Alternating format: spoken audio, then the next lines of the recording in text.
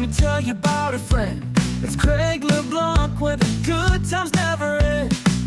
Talking parks and rec, it's a show you gotta know. Welcome one and all to the Daily Parks and Rec Show. It's the Daily Parks and Rec Show. Experience is big, and failure is the biggest thing. You'll never learn as much by succeeding every time as you do by getting scolded and failing a little bit. You're like, I ain't doing that again. That sucked. And break fixes are, when you have a service call, like something's broke, we don't know why it broke, we don't know how it broke, we don't know who broke it.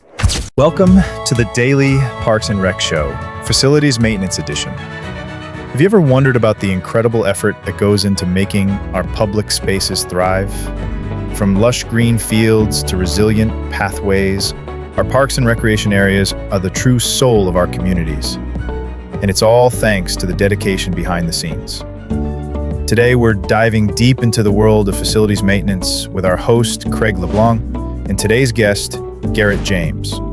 They'll be sharing insights on how they tackle everything from advanced irrigation systems and smart water management to designing parks that work with nature, even in flood zones. We'll explore the science behind maintaining healthy trees that filter our water, managing drainage, and ensuring every trail and walkway is durable and safe for everyone. Get ready to appreciate the unseen work that keeps our favorite spaces vibrant and functional. This is the Daily Parks and Rec Show. This is the kind of stuff where, okay, now we're live. We should have been recording the last 10 minutes. Me and Garrett were going back and forth on talking shop. Welcome to the Daily Parks and Rec Show Facilities Maintenance Edition, where we talk shop. Sometimes we're talking shop about old trucks, and I've got these two Dodge diesels for sale, the second generation. When they first started, what was it? They started narrowing, or they kind of pinched down the aerodynamics part. I think it was. So you went from like up until 94. I think you had that, what everybody calls the bull nose. They were pretty much a box. It was what a kid would draw if he decided he wanted to draw a truck. That's what they looked like. And then they were like, well, maybe we should cut through a little bit of wind. Right. And then Dodge was the first of all the major brands to build an aerodynamic front end. Mm-hmm.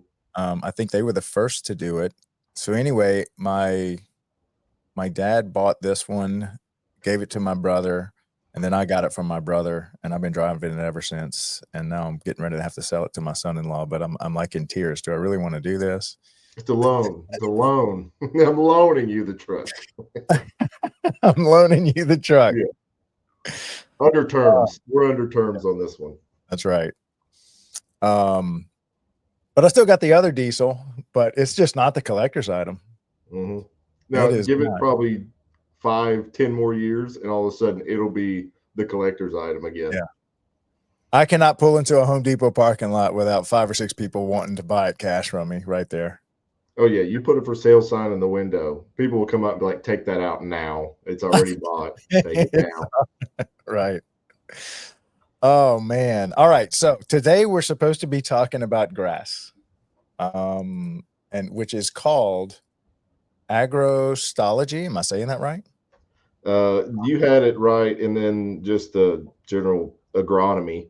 Agronomy. That, and I think the only other thing we lined out was we had some of the architecture stuff that we hadn't talked about. We got into it a little bit whenever we talked about trees, though. Mm-hmm. We were talking about some of the architecture that helps with protection of these trees and really saving them from humans and dogs for the most part. Man, ever since I talked to you about trees, and then my next show was talking to like a master arborist and just a regular certified arborist, and I felt like I was one of the guys, like I could talk tree. I'm a tree man. I'm a tree man. But all I had was our conversation. That was all of my ammunition, and I emptied the clip within the first 5 minutes of the episode. But it's like I was watching that show whenever you were running it too, and it's just like I'm not a tree expert by any means. I get by with what I know. And it's like, it's nice to hear other people's perspective on it, on how, and like they seem really reserved on their trees. Like, I feel like I'm not taking care of my trees anymore because I'm like, after 2 years, suck it up, man, just grow. And that guy's like, oh, we watch them for 15 years. We pet them. We talk to them. They get daily vitamins. I'm like, man, I water them twice a week after 2 years. Right. If you can't grow, you can't grow. Yeah, I wish I could have talked to him longer. He's going to come back on the show. He's just shoot, I forgot his name. Let me pull him up. They these are tree specialists, and they were both in the Parks and Rec department. I didn't realize this. So there's trees in the Parks department and tree people. Justin and Jason, Tree Man Solutions, I think was the name of their company that they work for. But apparently Parks people think about trees differently. Maybe it's just because, you know, they're government, they're municipal. Well, and I mean, I've seen both sides of it. I've seen some people that just see trees as an absolute nuisance. And it's because they're usually in the way or falling on something. And that's the only interaction they get with these trees is they're in the way or they fell on something. So all their connotations towards them, there's negative. You're like, oh, damn it, it's another tree. Yes. I can already see Sevi with his pitchfork ready ready to start all the different benefits of trees and, you know, heat maps and longevity and emotional stability. I mean, they will just like throw the scientific book at you. But okay, so back to agronomy. So what's the difference between agronomy and agrostology? Is that correct? Don't get me lying to you. I bet you somebody smarter than me will be able All to I line did me was out on that one. Google. Look, all I did was Google what is the study of We'll grass go to called? Google. And it That's said what people ask me, and I'm like, man, we're growing grass right now. We've had an easy year. Grass growing has been an easy business for us, at least where I'm at. It's been an easy business. I know people have been hurting. Even in Texas, there's other areas that are hurting. I know down in Austin, like I think they just got their first rain in months. Yeah. And finally, water started washing down from all the floods that we're having up here, and they're actually getting a little bit of water down in the hill country. So, but I mean, I thought about getting the team some kayaks to get out there and get some stuff knocked out because it's just seems like at least once a week, maybe twice a week, we at least get a shower. And all right. So I don't know if this is true, but shout out to Mr. Matt Cassazoo if he's still out there. He's a blueberry farmer and he has a winery actually. And he told me that the difference between rain coming from the sky is that rain, that drop of water falls for however many miles through nitrogen rich air, which he said our air is like 70% nitrogen. I need to double check him on that. And he said, so the rain hitting after it's falling through the sky that's why it looks like it's healthier and better for the plant than the one that we have to pipe to it through sprinkler systems. Is that right? Or have you heard anything about that? Oh, 100% rainwater is twice as good for anything versus because you got to think anything that we're pumping through the irrigation system is not technically, it is city water. Yeah. And we're pumping it full of chemicals. So it's got fluoride and everything else in the water that we're dumping on it. That grass doesn't need any of that, and chlorine. And so whenever it's coming, evaporating straight out of the lake, coming up into the air, and then you're just dropping it back down. I mean, that's why it's like you see a lot of the gardening people will keep, they'll have fish tanks or like a fish pond that they have at their house because that water is so nutrient rich. So whenever they do their water transfers in their fish tanks, it's going right in the garden. That's like super water. It's Miracle Grow water. I used to do that. When I was growing up, we had a 55-gallon fish tank, and we used to, when we would clean out all the little fish turds, we would go water all the plants with it, and they loved it.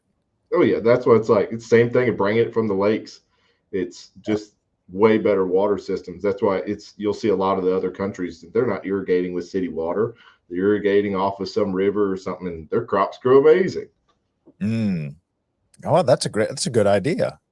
So you should just dig a pond if you've got the land, and then you're not paying all the whatever the city wants to charge you. Not that I know cities make money doing water, but so at Heath, down the road from here, Heath Golf and Yacht, we started that one up from the dirt, and it was the same situation. Water was going to cost us a fortune to pull out of the lake to water the entire golf course. I mean, I think we were putting down about 1 million gallons a night is what it came out to be. So in the long run, it came out cheaper to dig a well. Now, it wasn't expected to be 2,500 feet before we tapped water, and we were like a quarter of a mile from the lake. So it was crazy that we had to go that deep. And there was other situations ran into the water, since it was so deep, it was coming out at like 85 plus degrees, and the salt content was so high in it that we were having to trickle it down to other ponds, and then we were having to pull it out of the third pond to then water the golf course, because it was too salty and too hot to even use it before it had trickled down and cooled off. Now, why is it salty? Is there just salt deposits between you Yeah, and the it's water? just that brine water that's in those aquifers that far down. It's just like out in West Texas when they're doing all these oil rigs and everything else. They hit these big brine lakes, and the water is almost useless because it has such a high salt content. I mean, it burns all plant material, it kills all fish. So it's really not useful until it's filtered down or settled in. I didn't realize you hit saltwater pockets when you're drilling, and this is in the Dallas area, so you're nowhere near saltwater as far as like Gulf of Mexico. Yeah, it's just that brine that's down in that dirt, and you're so deep that you're in thermal pockets that are hotter than the ambient temperature above ground. So yeah, it was like in the wintertime, the middle of this golf course would just be fogged out because there was so much steam rolling off of these ponds because that pump was just pumping out hot water. What's heating the water down there? It's just thermal. From the interior of the earth, it's just thermal. Oh my gosh. I thought everything below 6 feet was 67 degrees. So apparently not.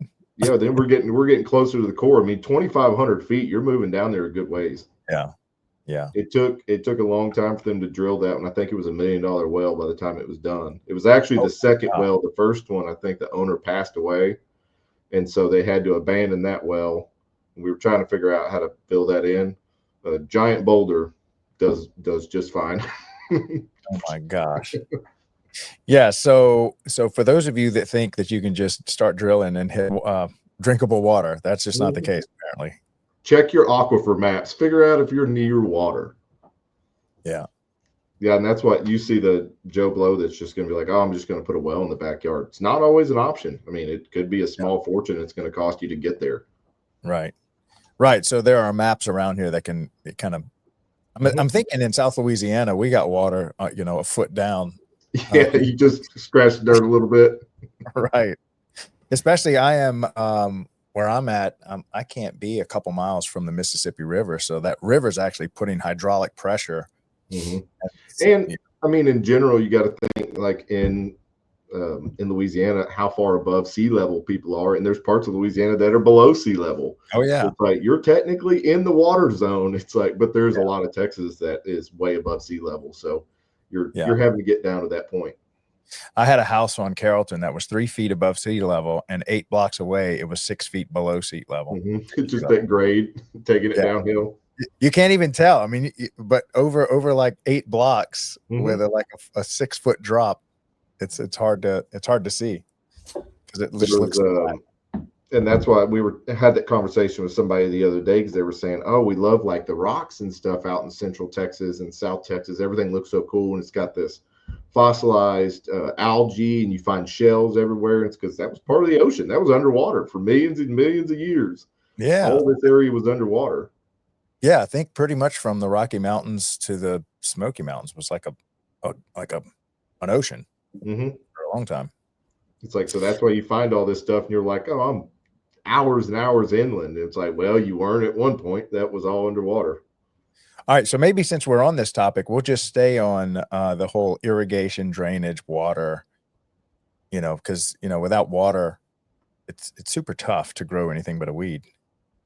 I don't know. California's got it pretty easy. It's sunny and 75. They barely even need it. Yeah, they really are cheating on the climate over there. They just. It's just all the other stuff is trying to kick everybody out of California. Yeah, California, we hit the jackpot, the lottery ticket on just climate. It's like, oh, it's really nice weather, but we just have a earthquake or a natural disaster every month. Right. So, but aside from the houses burning, things are pretty beautiful here. Yeah, it's beautiful land. Yeah. All right, so let's talk water then. So if you can water your golf course or your area with a lake, that's obviously preferred because then you don't have to incur the cost of buying the water. So that's one thing. But is there anything you need to know? So you've done this before, right? You've watered a golf course with lake water? Yes, they're in like, but every lake in the state of Texas is technically owned by a municipality. So, like, say where I'm at, the city of Dallas, even though it's not remotely even close to the city of Dallas, they own the lake that's around us. Even if you dig it yourself? If it's on your property and you dug your own and it was fed that way, then you would be fine irrigating that. And there is some smaller golf courses that have the ability to do that, but it's really tough during the drought seasons. Just because if they're not crazy deep, then you'll dry out. And then, I mean, if you dry out in the middle of the summer and you don't have anything to irrigate and you're not connected to city water, you're in big trouble. Oh, yeah. So you may want to do kind of like these battery banks for homes, for electricity. A backup. Yeah, you want to be connected. You got your battery bank that'll last you for 3 days, but you may also want to have a standalone generator run on off of natural gas, and then also be connected to the grid and have all three. Because otherwise, if the sun ain't up and you're running off of solar, you might run out of power at night. So we kind of have that system at my current property that we're on. We have a pond that it's right now rainwater is sustaining it, but we do have a city water backup if things were to start going drastically low, that we could start feeding in a little bit at a time. Of course, you're paying for every drop that hits it. So it's like you want the rainwater to keep you where you're at. So choosing a good bottom in that pond is a big one. But especially it's like our pond here on property is stocked. So it's like we don't want to lose. That's a big investment. You don't want to lose that investment to just lack of rain. And how deep can you, what's the range of depth that's, appropriate? You got to equate for like silt over dirt and stuff that's going to move down to the bottom. I would say if as far as you can dig, but on average, I've seen ponds like 25 foot and shallower, just because of grade and size. You don't want it just a dead pitch all the way down. If you can shelf it through, that's nice. Like our current pond has a safety ledge. So if somebody was to fall into the water, there is a 2-foot drop off. So they wouldn't be just 20 foot down to the bottom. Right. There's that nice safety ledge right there that protects you from that kind of stuff. But I think ours originally was dug at 20 or 15 foot. So I bet you with silt, it probably sits at about 12 or 13 feet after silt. So maybe you can have like a 10 foot wide, 2-foot deep shelf that you could kind of fall on. And then you maybe stair step it down to like maybe 8 foot and then 10 foot and then 20, 25, 30 in the middle. But there was, there's just a lot of situations where you may have to depend on lake water, especially on some of these golf courses, because they're using an astronomical amount of water at the end of the day to keep that place up and running. A lot of park systems don't have to go that drastic into it. It's like if your grass gets a little brown, you can deal with it. Right. If somebody paid $200,000 for their membership on that golf course, they kind of want it to be green, no matter what. So there's just a large cost that's occurred with it. And some people can't get around it because they don't have that ability. They don't have the well, or they don't have access to any other water source. And I know for us, it was going to be like $30,000 a month just for water to water that place. I mean, that tends to build up over time. Yeah. Well, I know like in some places, especially in New Orleans, we're trying to hold water as many places as we can during a rain because our pump systems need time to pump it out. So if we can have these pieces of park that, can flood for 24 hours and hold a couple feet of water, then the pump system can pump it out after the rain event and just get to this I guess, floodable area. Because we can only pump, I think, 1 inch or 1/2 inch an hour of rain.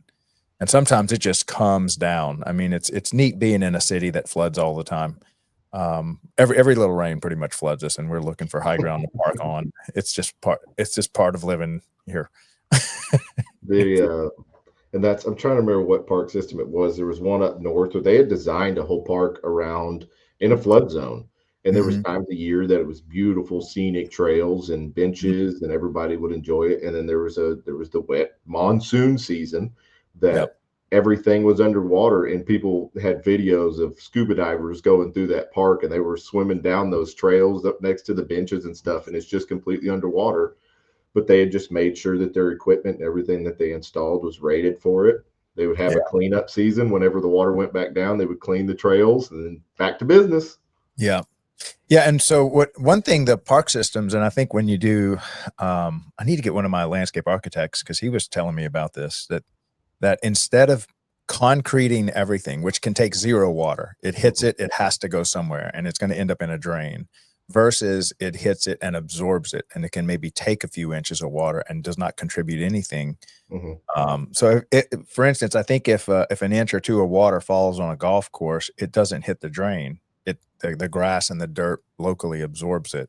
It's got to be much more water to have runoff, whereas a big Walmart parking lot, every drop that hits is going to the drain, which is causing problems. Yeah, which you get your watershed from those situations, and people really overlook that in the grand scheme of things. It's like, oh, well, we'll just create drainage and we'll figure out what works for our property to get this water off site, especially whenever you're just pouring concrete everywhere. I mean, we run into it here. But what happens down the hill? It's like that guy that his business has been there for 30 years or whatever. Now all of a sudden he gets flooded out in every rain because you just added a giant piece of concrete uphill that takes in zero water. Right. There's no permeable substrate that's taking that in to let it kind of hold or use it beneficially. We're just throwing it that way. Right. And so, I think the world we're trying to get away from is concrete everywhere, and then pump drinkable water with chemicals back to the plants versus working with nature and trying to create maybe park systems that can absorb the water and maybe even use the water through this lake system or something, which is much better than having to work against nature through concrete and pumps and chemicals and all that mess. Yeah, I think there's a long way to go, and we've come a long way with irrigation in general in residential and the park systems. Having teams and people with the knowledge to make adjustments is a huge one. That's where I see a downfall that a lot of people have, is they just don't have the teams to take care of. They may be fixing leaks, but they're not making the adjustments that really count at the end of the day. Because if you've got a 45-minute run time on your whatever recreation field in the middle of your park, but half of your sprinklers are spending half of their time watering the sidewalk because they're out of adjustment, you're losing all that water into a different area than what you were technically going for. And so having the team and the time and the ability to go out there and actually fine tune and make those adjustments and make sure that that 30-minute or hour water time is correct and that's not overdoing it. Somebody running a moisture meter out there and saying, hey, we're going a little bit too high. Maybe we should back it off a little bit. But I mean, I think it's across the board. Everybody's pretty stretched for manpower and time to get these things done. So as long as the system is running or things are at least working, then they're kind of just leveling it with that instead of really getting in there and tuning it in. Now, I'm assuming as the Internet of Things and all these, what do they call it, measuring devices become super cheap, that can't you just put something out there that really senses the moisture content in the ground and then it waters as it, the meter just says it's time to water for 4 hours today versus 3. Absolutely. We had them for, which this was a really nice system, but Toro has a system. And we had moisture meter modules that were set throughout the fairways. And so they would let us know that, hey, number 6 may have been great, but number 1 wasn't. So it was like we would adjust time on number 1. And all of this was hooked up to, I mean, it was just like your standard laptop in your office, and you could work the system that way. We had the ability to even go through on our phones and select an individual head out of the 2,000 heads and run that head to figure out if it was clocking wrong. I mean, the technology's there. The money side of it, it's really expensive still, but it'll get there in time. I mean, each one of these heads has a small computer inside of it just to control it and communicate back and forth on the system that's running. because you're running a 2-wire system instead of these residentials where you open up one of those boxes, and everybody's done it. You open that box and you're like, whoa, there's 6,000 wires in here. Let me just close that right back. Yeah. Each wire has a purpose, though. Just take it one They're at a time. going somewhere. Yeah. And so maybe let's talk about the, well, I wanted to stay a little bit on drainage. So give us some do's and don'ts, some like 101 about drainage, you know, as you're preparing to basically be in charge of dumping water on a park system, and that water is going to drain and run off somewhere. And if you don't think about drainage properly, you're going to end up cutting into wherever it's the main drainage points are. The number one fail I see every time, and it's just on new installs for drainage, is people are just not equating for soil fall. And so, I mean, everybody's seen it. Whenever you dig a trench and you lay a pipe, a drainage pipe, whatever's going in that hole, and then you backfill, you always see that sway afterwards. It's because the backfill settled in and you took out more dirt than was going back in because of the pipe. And so whenever it settles, you get that sway. Well, the same thing's happening with these basins. You're dropping them in these fields, or you're dropping them in anywhere in this park, and all the dirt around that is going to fall. And then all of a sudden your basin that was at the lowest point is now at the highest point, and renders it pretty much useless. Yeah. So people are always looking at final grade. They're like, oh, everything's dead level at final grade. Everything's dead level at final grade. Whenever really you probably need to be a bit lower than final grade, because you know you're going to have sink. Yeah. Yeah. And I remember we used to trench for electrical, so it was okay if our pipe wasn't perfectly level, like didn't have the perfect fall to it. Right. But we would still run the trencher tire over the trench to try to compact it and compensate a little for that dirt settling, and then mound a little on it, knowing that it was going to settle. And it was hard to get it just right, because usually a year later, no matter what, it's like a little dent where that thing was. It happens every time. And then of course you got your team back out there. They're filling that trench back in. They're cutting that pipe down. And I see it every single time. It always ends up above grade. And it's like, it's going to happen. Just drop it a little bit more. I'd rather it be a little too low than a little too high. Yeah. If I'm having to clean some debris off of it because it's a little too low, it's much easier than me resetting a basin because it's wrong. Yeah. Anything to say about runoffs and watersheds, and, because there's a lot of, right where the concrete ends, that's where you have massive problems, especially if there's dirt right there. Yeah. And the other issue that we run into a lot is just overall the groundwater that's under all this concrete, because it's going under it. If it's not going over it, it's going to go under it. And so it's always going to try to find these like paths to least resistance. Water always finds the path of least resistance. Same as like you may have a leak that's popping up here, but the leak started over here. It just found the path of least resistance to get out of the ground at. So we run into that with concrete a lot. And so you'll see this in parks and parking lots, and where they may have a seam or a cut line, and water's just always coming out of that spot. And people are always, oh, there's a leak, there's a leak, there's a leak. And a lot of times it's just the groundwater. That's just the easiest path it found to get back out above the ground, because like you said, that hydraulic pressure is pushing everything. And so it just found the nice spot to get back out. Yeah. It may not be a leak. It may be a leak, but it may not be a leak. It's a lot of times it's the groundwater. So we run into that with our parking lots here. People are like, it's the middle of the summer. We haven't seen rain in a month. Why do we have water across this parking lot? It's like, because it may have dried up here, but nothing's evaporating down there. Right. So it's heading out. When I was in civil engineering, I learned how a pothole was created. And essentially what happens is, if you got a parking lot and they've got a seam where two slabs meet, and if it's not sealed properly, on a heavy rain, water will go down there, and then a heavy truck will pass over it, and you'll see a little squirt of muddy water come out. And it might only be like a half a teaspoon of dirt that came with that water on that one rain event. Taking the dirt. But eventually, half a teaspoon at a time, a year later, there's like a big pocket of air, and there's nothing supporting that concrete. And that's where it starts to crack, creates a hole, gets bigger, gets worse. And you got to deal with the pothole. So on that same subject, same thing happens with, there's a bunch of these parks where concrete doesn't look that pretty, but pavers look really good. And so even if they're on a slab base and not using the correct sand, if you're just using this play sand base to set stuff without doing a mortar set in between them to hold them in place, same issue. We actually ran into it with horses. So we had the marshal's department would ride horses throughout downtown because that was an area that was heavy use for them.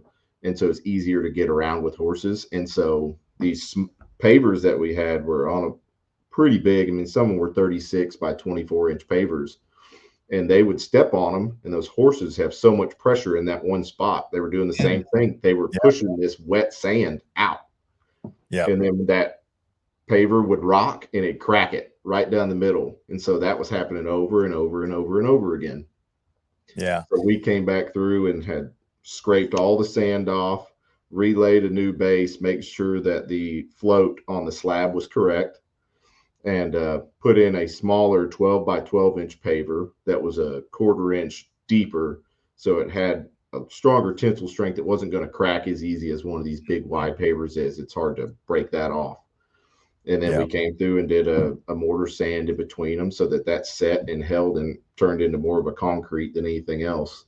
And so that was a big solution to being able, in general, being able to drive like vehicles and service trucks that need to get into that park and get work done and not having to worry about cracking all the pavers up while they're coming through.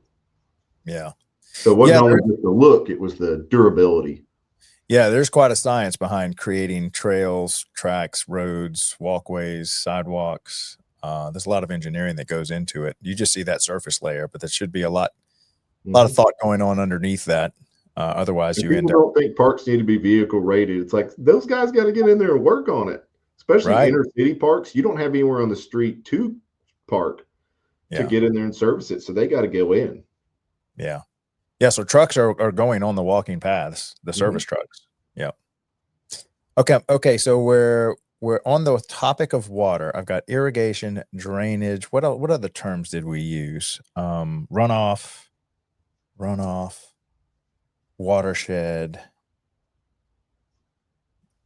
Because I think we got into a little bit of watershed about the trees last time, about how much filtration these trees are actually adding and filtering out in this water that is running over these nasty streets with all the grime and gunk, and it's cleaning it before it gets back into our water system. So have as many trees as possible.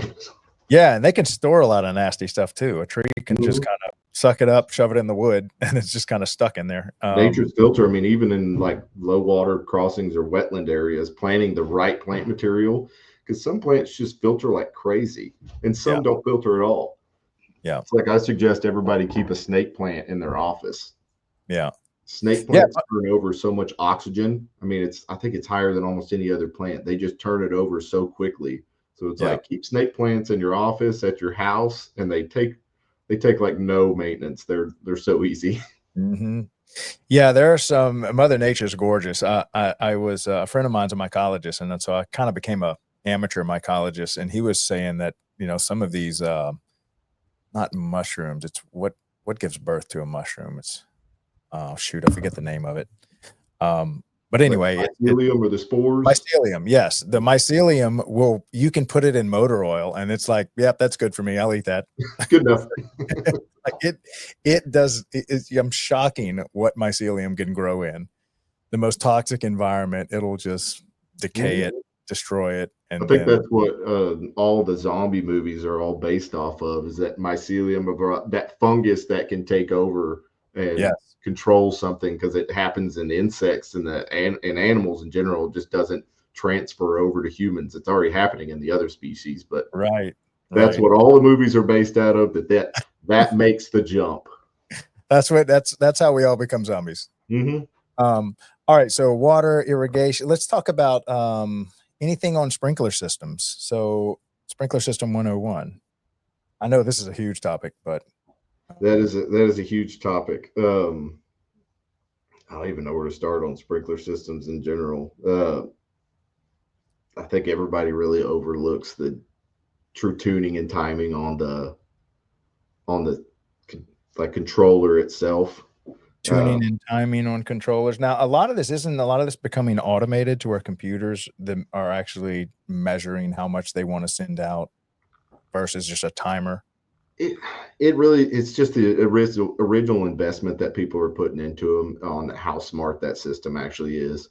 A lot of these systems come integrated with phone controls and everything else, so people can do shutdowns, master valves that have flow sensors in them. So if it knows that it's gone above its flow rate, that it's a leak, and so the master valve will then shut the system off itself instead of having somebody that has to get on site to shut it down. And that's that flow switch going, hey, I'm supposed to be moving 50 gallons an hour and I'm moving 80. So obviously there's an issue. And so that master valve will close and shut the system down. And that's our systems getting a lot smarter. And even residential systems have seasonal adjustments. So if you don't want to go through and manually adjust each time, you can go through and take that seasonal adjustment from 100% and start tuning it back down. Yeah. If you know, hey, we're in the rainy season, we don't need as much. Let's run 60% of our standard run. And so that just makes it a quick rundown. And it takes the entire timing session and lowers it by 60 or lowers it 30, 40%. And so just to make sure I'm understanding this correctly, so the highest flow rate of a pipe, let's say a 1-inch pipe, is just a straight pipe. There's no 90s, no nothing, no pinching down, whatever. You just an opened end. And so as you start adding restrictions, say you take it from a 1-inch pipe to a 1/2-inch pipe, now it's not going to flow as much. And then if you just cap the end off and you start putting all these little heads that shoot out little bits of water, and when your whole system's built, you have an everything working properly flow rate. And anything off of that means something happened. And so, I mean, that's when you start, you have your people are putting in like pressure reducers or trying to knock pressure back down. Cause it's like every time you do go down from that 1-inch to the 3/4 to the 1/2-inch, you're increasing the pressure. Your flow may be lower, but your pressure is now getting higher. So we had a lot of breaks because of systems like that, where you may have an 18-inch pipe, but your lateral lines are 2. So you're necking down all the way there. And it's like somewhere in that neck down, you would have a blowout because that main line is just pushing so much. And so our biggest issue was after a repair, or most time it was after a repair, whenever you were priming the system back. So you had already drained the system out from a leak. And so you have zero pressure in the line. And if you went to just prime the system back up without giving it a relief point, you would have a blowout somewhere else. Because you're just water jamming that line. So you just boom, and then all of a sudden you get whatever 120 psi straight to a line instead of it gradually meeting that point. And so you may have fixed this, and then you get a blowout across the place because it wasn't ready for 120 psi to just smack it real quick. Right. And so we would always do a run of whenever we made that repair. Hey, let's go ahead and turn on a couple of other lines so that the pressure can get blown out and not immediately shock the system. Water hammering is really the theory of it. Yeah. And I've heard of that. It's and I'm no master plumber, but what do they call a person that's certified and trained to install and maintain irrigation systems? Is there like a title or certification for that? I know you're not a full-on plumber, but there's certifications and licenses on both of those. Yeah, you wouldn't be a plumber. And then there's other people that specify just in backflow prevention, because every bit of irrigation needs backflow prevention. It's just keeping that water that's in that line that may have sucked back in contaminants from going into your house or going into your residential water system. You don't want the water out of your sprinkler pipes coming out of your fridge. Right. So you have to keep that backflow prevention up to date. Same thing that's like if you go outside and look at your water hose right now, it's got a backflow device in between the spigot and the water hose. It's standard across the board that whenever you're building a home that you have to have one. Now, whenever you replace the spigot later on down the road and you're not getting inspection, you don't really have to do that. But for your standard one, it's on there. And it's the same thing, is to keep the water that's already been through the line from going back into your home. Now, is that on the actual outside spigot that Mhm. the little knob you turn? So it's inside of it. It's really screwed onto the end. They install them, and then there's a lock Ah, screw on the side, and they'll twist it until that breaks off so it can't be removed. mm, And so, but whenever you buy a new one, it does not come with that piece. It's a secondary item. But that's all the premises of it is to keep the water from traveling back through the system after it's already left. mm. Yeah, I don't think I have one on the house I'm in now on any of my outsides. And some of the houses, depending on when they were built, that wasn't code yet. Yeah. If it was built within the last whatever 10, 15 years, they made it a code because it was an issue along the line. Somebody ran into that contaminated water was making it back through the system. So Yeah. you just backflow prevention became a thing. Whenever I was at Plano ISD, I mean, they had entire teams that their job was backflow prevention. Mm. Yeah. Yeah. So, all right. So sprinkler systems. What sprinkler systems do y'all use? What are the brands out there for sprinkler systems? Your two biggest is going to be like Hunter and Rainbird. Yeah. I've heard of Bird. I know a lot of people use like WeatherTech. It really just depends on which salesman got to you first. Right. I really do prefer. We have a lot of Rainbird, but I prefer Hunter. We have a lot on site also, just for the ease of working on it. I feel like the Hunter systems are a little bit easier to take care of, and their parts availability is a bit higher. So if I need a diaphragm for a valve, it's usually pretty easy to find, and it's not going to break the bank. And for me to get out there and change it, it's not a big ordeal. I mean, we were doing one yesterday, and it took 5 minutes to pull a diaphragm and check everything, clear the system, and make sure that it was good. I mean, they just make it pretty easy. As long as you have the parts availability, it means you're not replacing a valve, you're rebuilding it. And that's a huge time saver at the end of the day, just being able to get in there and service something instead of replacing it. And so what are the components of an irrigation system aside from like the pipes and elbows and stuff like reducers, stuff like that? You've got, and what is it? The control panel, I guess you could say, is the brain. You got the controller, which is where you're going to be setting all your times, and it's actually sending the signals to each one of these valves. And so whenever it receives that, there'll be a 2-wire for the system that we're running is a 2-wire. It'll receive an on signal. So that valve will then electronically open up, and it will get the on signal. And then whenever it's done with its session, it'll get sent an off signal. That off signal will kill that valve and then shut it down. And the valve is built so that whenever it does get that on signal and it opens up, the water flows up and into that system. And whenever it's off, it's flowing around that valve internally. So it just has a bypass. So whenever that one opens up, it no longer bypasses to the next one. That's why you don't see people running just a whole bunch of systems in a line at one time, because you're losing all that pressure to the first one in the line. So you're not getting adequate down the line. Even though the water's getting there, it's just not building enough pressure. But coming off of like your street, so you got your main at the street to where the city is reading off of their meter.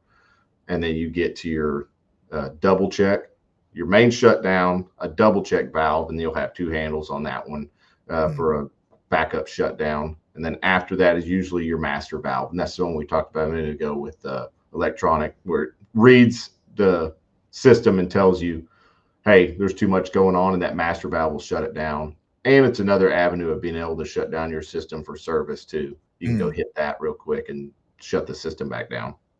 So what are the, and so is this kind of what you're mostly buying from your Hunters, Rainbirds, WeatherTechs, is just that controller, your valves, and all the different variations of all that? Is there anything else? Yeah, your controllers are linked directly to those heads, so your wiring system's the same. Your weather system is the same, so each weather is connected to that actual reader itself. So whenever you go outside and you see that little white probe on the roof or on your gutter or somewhere, it is just telling you, hey, it's raining.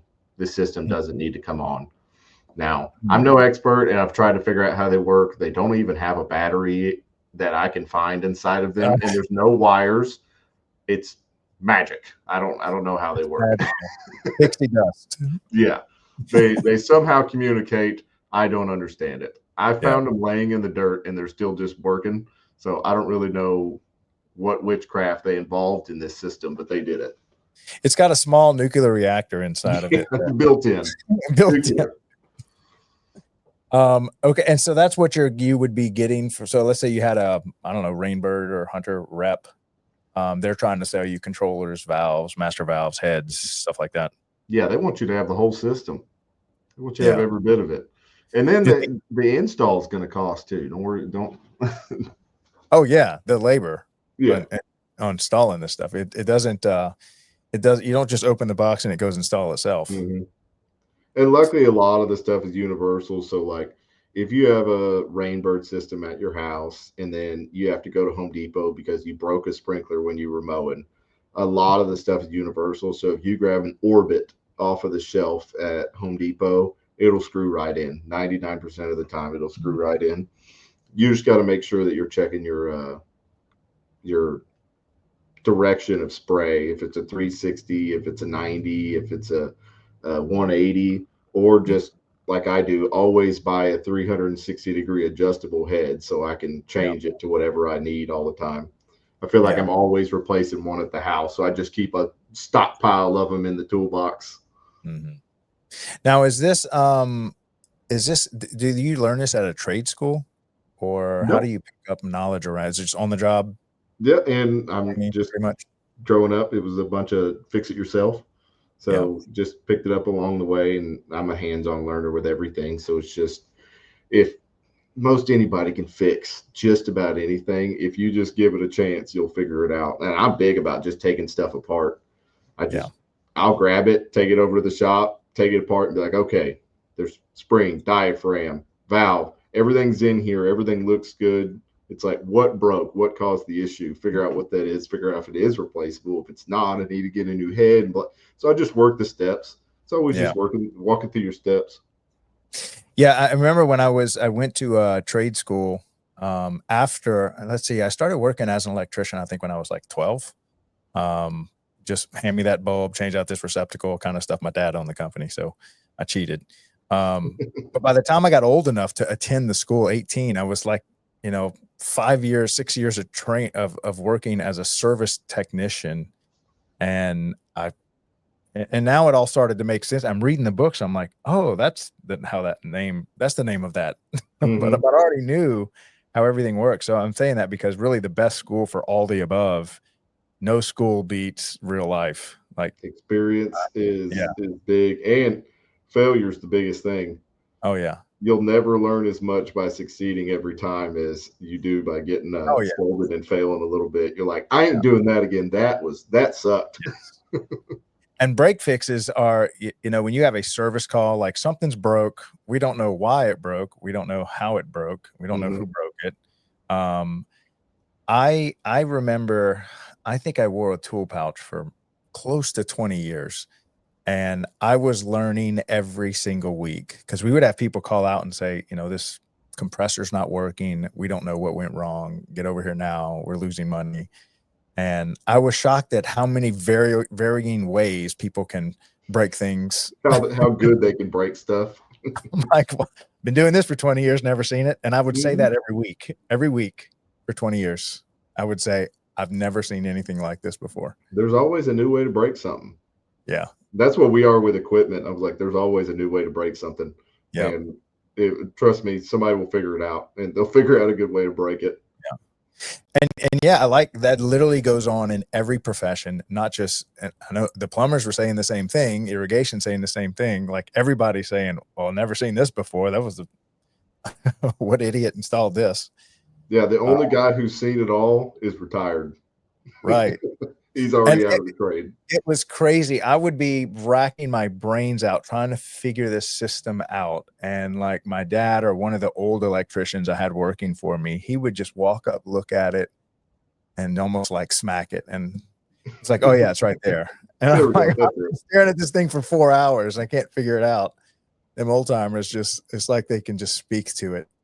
Oh yeah. I mean, like one of my buddies did that for a while too. And it was like, I'm the person who's like, oh, I'm going to go work on this outlet. I need to go shut the breaker off. I don't know which breaker it's going to. Let me go through this trial and error situation of how to find this breaker. And they'll walk over there with a screwdriver, rack it between two wires, pop the breaker, and he's like, it's that one that's off now. Right. It's the one that's tripped. I'm like, yeah, me, I would burn my house down. Yeah. No, I worked with hot panels my entire life because the only way to shut down some of the stuff is you had to shut down the whole business. Mhm. And when you've got like, 400 people working, mechanics working, and air compressors, it's like, when I shut this down, the $125 an hour times 80 stops. And so Right they now. really don't want to lose power. Is there any way That's you what can the shut same up? guy who would he still helps me with all my electrical stuff. Uh-huh. They had handles installed in their tool belts for that same situation because Mhm. they had an incident where somebody got locked onto something behind two pipes and they couldn't let go, and so they were locked around this and nobody wanted Oh to my touch them. gosh. So they had handles on their tool belts to yank people off of stuff because Ooh. they were going to be working on hot systems. Yeah. Yeah, I've gotten hit a couple times by, nothing that sent me into a hospital. Although my uncle lost the bottom of his feet. He touched something on a ladder, blew the bottom of his feet out, put him in the hospital for a long time. The Nothing. worst I think I've got is just residential. I was putting on a sconce helping my dad one day, and it had a double switch in the bathroom. Mm-hmm. Well, one of them got turned off, the other one didn't. And I remember I was tying that neutral back up and tapped that ground with my pinky and went, I was like, whoo, to make you sweat a little bit. Right. It'll tickle you just a little. Just a little bit. Yeah. But it's yeah, so really all of these things. All right, so we covered irrigation. Any other companies, any other products that go with water, irrigation, drainage? I know some of this stuff is just basic PVC you get at your local supplier, but I'm trying to think, are there any companies that really assist with the drainage aside from Hunter, Rainbird, WeatherTech? Anything?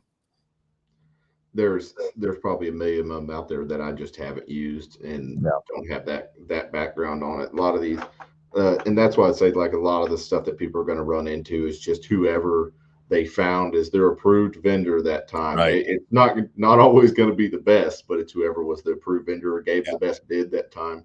But the big dogs I see all the time are Rainbird or Hunter or Weathermatic.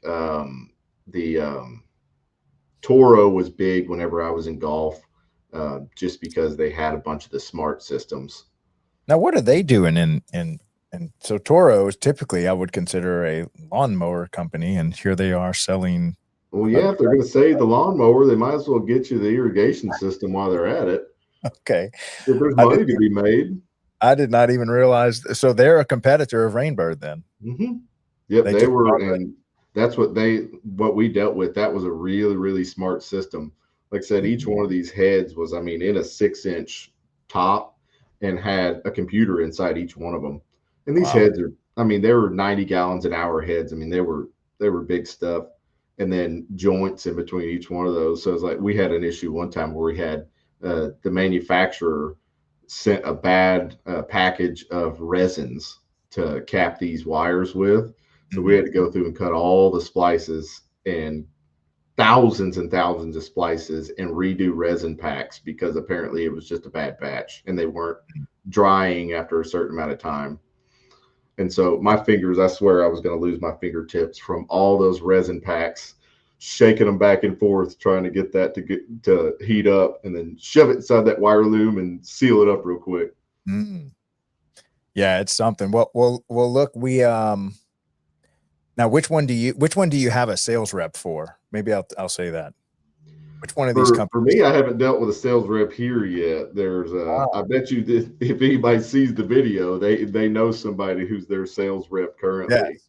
All right, leave it in the comments. We need a sales rep on here Come on. from either Hunter, Rainsbird, WeatherTech. We'll take anybody at this point, just to help further the conversation. And I don't know who y'all recommend. Anybody listening? If there's a recommendation on one of the brands, let the battle begin. It's like a Ford versus Dodge, argument. I laughed earlier. I was trying to come up with some ideas that we were going to talk about today, and I wrote down hostile architecture, and we had to deal with it a couple of times because we had, like I said, a lot of homeless issues that were going on. and they call it hostile architecture because it's meant to like get people away from stuff or deter people from messing with it. Is this like benches that you just can't lay down on? They're just so that's a design of hostile architecture. Europe was big. Europe started installing these curbs like mid-wall, like 2 foot, 3 foot off of the ground on a wall. And it's because in their like bar scene or their pub areas, they were dealing with a lot of people urinating on walls and corners outside of buildings. So they started installing these mortared on curbs. So whenever somebody would pee on that wall, it'd hit that curb and then land back on their legs. Oh, nice. So it was to deter people from peeing on walls. And then another person, I think he was out of Louisiana, because they were having the same issues with people urinating in the streets. They came up with hydrophobic paint that did the same thing. Instead of it hitting the wall and flowing down the wall, it would reverberate back. No way. So when they tried to pee on the wall, they would end up peeing on their feet and their shins and everything else. So somebody came up with a paint that absolutely was hydrophobic. It wouldn't take any water. No way. I want to say that person and the company that sells it is out of New Orleans. Oh, you're kidding. Oh, that's we may have to. There's all kind of stuff you discover when maintaining facilities. That's why people are like, how are we going to stop them from doing this? We're cleaning up this mess all the time. And I'm like, I don't know. Let me do a little bit of research. I'm like, well, there's a paint that's supposed to be a pee reflecting paint. So let's look into this. Yeah. It's like that. Is there a dye you put in swimming pools that detect urine? Turns it blue or something whenever someone pees? There's, I don't know if I've ever seen that happen, but there was always the fear. So we used to always fight stuff with like just additional lighting, and it's like, but there's some people that don't care. They'll do it in the sunlight too. They don't care. A lot of like, we had a bunch of 7-Elevens and convenience stores that were always getting harassed by people standing outside and loitering. And so there's a study, I'd have to look it up, figure out who wrote it, where classical music would deter people. I heard that. And so people always wonder when you're walking through these busy town areas why people are just blaring classic music outside, and it was to deter people from loitering. I've seen people play Baby Shark on repeat. I mean, it's like whatever would drive somebody nuts after hearing it for 2 hours, that's what works. Anything to get them away from the property. I forget where, I don't know where I read that from, but I kind of heard the same thing. Okay, so this was supposed to be a show about grass, and we never made it. We died on the journey. We got stuck in irrigation. We got plenty of other things we could talk about too. Water. There's but water. Maybe any final comments about the importance of water when it comes to our next show on grass, if we get to it. Any last remarks on water? Use it well and use it wisely. I think everybody is dealing with more and more drought concerns every year, even though we're somehow or another gaining water from what people would call climate change. That's supposed to be melting stuff. But my theory is we've always had the same amount of water. It never technically leaves the atmosphere unless we take it out on a spaceship or station or whatever is going into space. Water never truly leaves the atmosphere. But conserve as much as you can, especially in areas like us in the South where we do just go through these drastic droughts. And I've already heard concerns of this being another big drought year because our lakes are not at capacity right now and they're only going to get worse. But that always gets met back up with extreme rainfall years, and everybody complains about how much water we got on the ground. One of the weird ones that I heard a while back, and it actually was like a concern for me because I'm big. I drink a lot of water bottles in a weekly time frame, and so it's trapped water. So not taking your cap back off of your bottle of water after you finish it traps, even if it's drops in that bottle or people half drinking bottles or full bottles going into dumps, it never is making it back into the ecosystem. Oh, wow. We're trapping this water in these bottles and it's just going into landfills, and it may not ever get punctured enough to get the water back out. So we're actually trapping the water in these almost non-degradable water bottles. And so that's one of the ones where I'm like, that's the reason we're going to be losing water, is because we're just trapping it in these One huge drop at a landfills. We're time. making it every year bigger every year. We're Yeah, biding our time. that's right. Well, my daughter has me trained on drinking. She would be screaming microplastics right now. Microplastic everywhere. Don't eat the fish.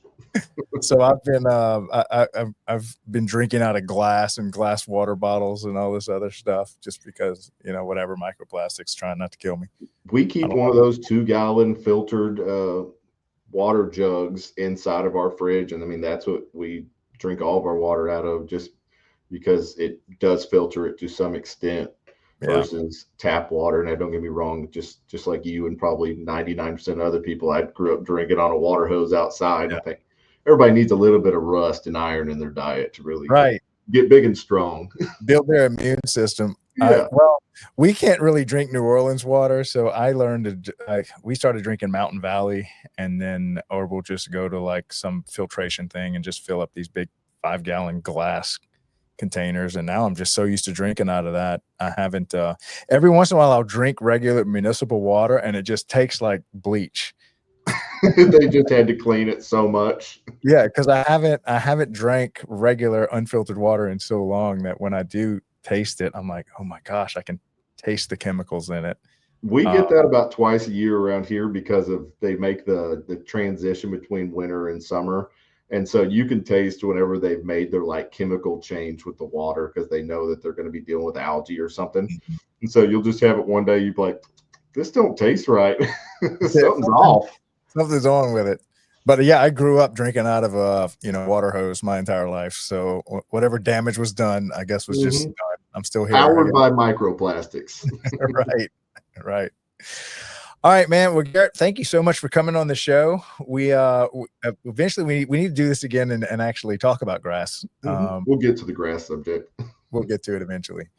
But well, have a great Thursday, Friday, and weekend. I'm sure you're not doing anything except maybe repairing your, what is it, the Nova? Yeah, we're gonna work on that 72 Nova is what I'll be working on. Man, well, keep me posted on the progress. Send me some pictures. Absolutely. Thanks for having me on. All right, take care. Bye.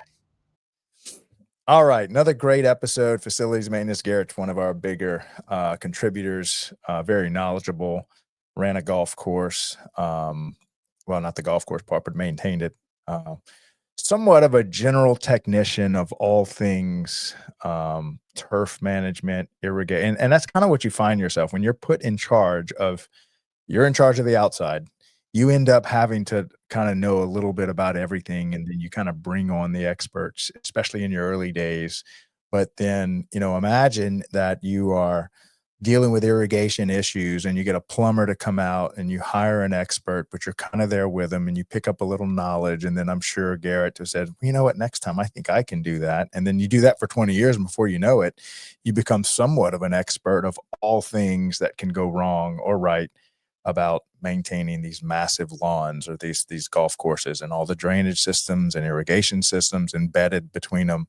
You only see the finished grass, but you don't see all the stuff underneath the soil or going on beneath the grass, from soil, fertilizers, pesticides, weed control, irrigation, drainage, landscape, hardscapes, you name it. And then, and we're just walking by this mindlessly, not really thinking about the effort and the manpower and the wisdom that goes into just a nice manicured lawn, right? And so I love having guys like Garrett on, because they have seen so much throughout a career from all the different aspects, and have talked to so many experts that are either from vendors like plumbers or product sales reps and stuff, and they're just picking up this knowledge along the way. And then they have a full-time job just maintaining these systems.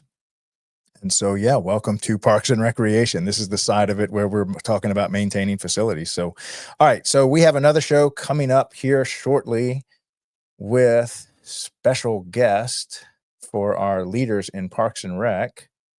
And His name is waiting to pop up. Matthew. Matthew is next. Matthew Vanderkamp. So here in about 23 minutes, we will start right now we are closing out facilities maintenance show on the Daily Parks and Rec show and getting ready to start another 1 hour live episode with Matthew Vanderkamp for the leaders in Parks and Rec. And then we have 3 shows today for you. Thursday is a 3-show day. Friday's a 1-show day. So that's tomorrow.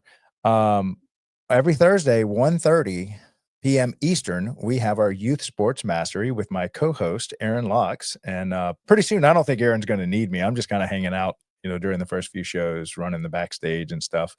But he's such a good interviewer, and he knows so much about youth sports. And his guests, God, where does he get these guests from?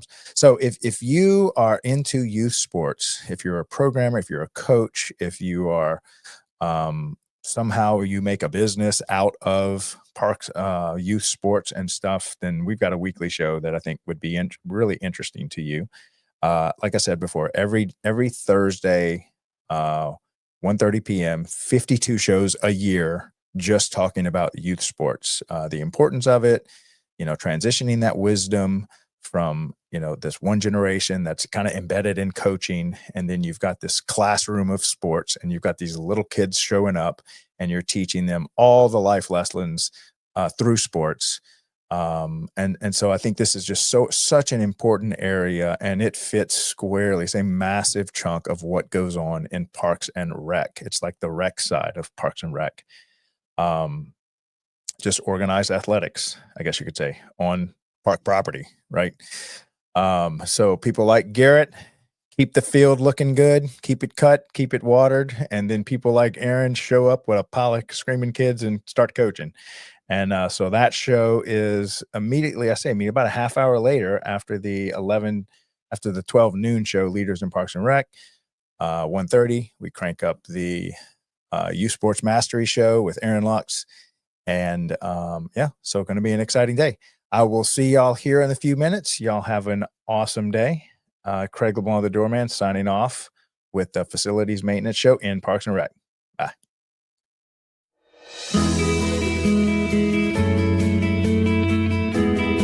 Welcome to the Daily Parks and Rec Show.